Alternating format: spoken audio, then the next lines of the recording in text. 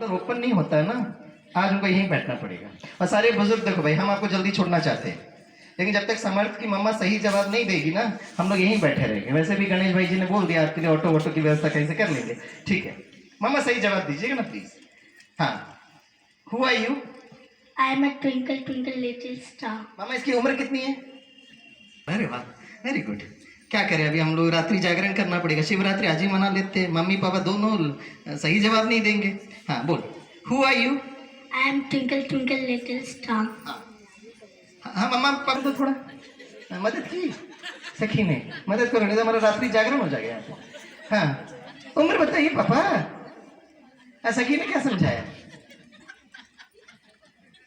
मम्मा बैठ जाओ, बैठ कर जवाब दे दो। इसकी उम्र कितनी है भाई? उम्र पूछ रहा हूं मैं। सखी क्या बोलती है? सखी बोलो, बोल लो ना। अरे भाई सबको भूख भी लग रही है, बुजुर्गों को घर भी पहुंचना है, बोल दो ना। जो रहस्य है आप बता दीजिए। अरे पापा बड़े मस्त है, एकदम रमणीक है। आप बता दीजिए सखी, आप ही बता दीजिएगा ना। हाँ सखी बड़ी बुद्धिमान है, तालियां बजाओ सखी के लिए। उसका जवाब को देखिएगा ना, वो कह रहा है मैं पूछ रहा आप कौन हो, वो कह रहा है मैं ट्विंकल ट्विंकल लिटिल स्टार, मैं आत्मा हूं, सोल हूं, रूह हूं, ऊर्जा हूं। इसकी उम्र कितनी है? मम्मा आप जो उम्र बता रहे हो शरीर का उम्र बता रहे हो, शरीर का उम्र 8 वर्ष, लेकिन आत्मा अजय है, अमर है, अविनाशी है। इसे जैसे हम कहते हैं ना वृद्धावस्था को पार है, तो ये अंतर समझना जरूरी है कि अब शरीर की उम्र की बात कर रहे हो, आत्मा की कोई उम्र नहीं है, अनंत है वो। और जब यह स्मृति में आती है, हमारे आदरणीय हमारे यज्ञ के समर्थ के लिए जरा जोर से तालियां बजाओ। समर्थ उतर उतर उतर उतर उतर, थैंक यू वो समर्थ। हाँ अरे बाबा हमारे वो मेरे ख्याल से 90 के ऊपर रहे। हम जब उनको पूछते कहते थे हैप्पी बर्थडे टू यू, तो बड़े मुस्कुराते हुए happy birthday, yes thank you कहते थे।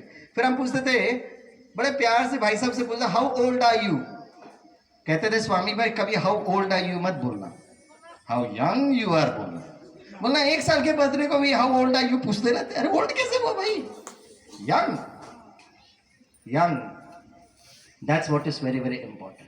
तो सबसे पहली बात जो स्वामी भाई अपने आप का अभ्यास कर रहे हैं, ना मेरा कोई परिवार है, ना कोई पत्नी है, ना बच्चे, मैं हर दिन, और मुझे पता है मैं वो वृद्धावस्था में जा रहा हूं, मुझे पता है प्रकृति के हिसाब से मेरा भी शरीर कभी ऊपर नीचे हो सकता है, लेकिन हर दिन सुबह उठकर मैं ये राज्यों का अभ्यास करता हूं।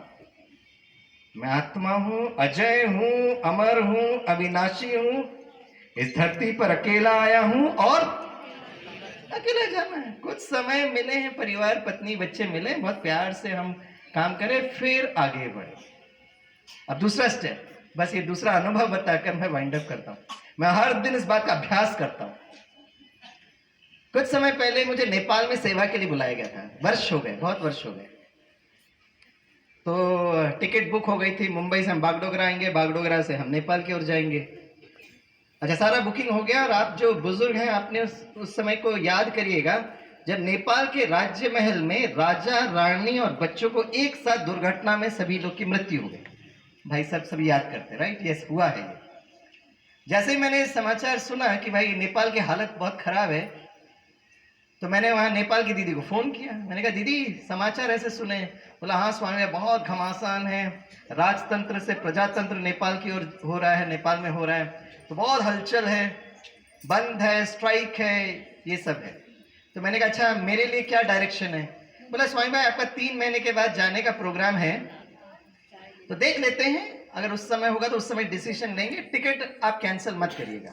तो मैंने कहा ठीक है, लेकिन हम देख रहे थे भाई परिस्थिति किस तरह से बिगड़ती जा रही है। अब जाने का 1 हफ्ते पहले फिर मैंने दीदी को फोन किया। मैंने कहा दीदी आप बताइए क्या करना है? बोला हालत बहुत खराब है, लेकिन जीवन तो आगे बढ़ता ही है ना, जीवन कोई रुकता थोड़ी ना किसी के लिए।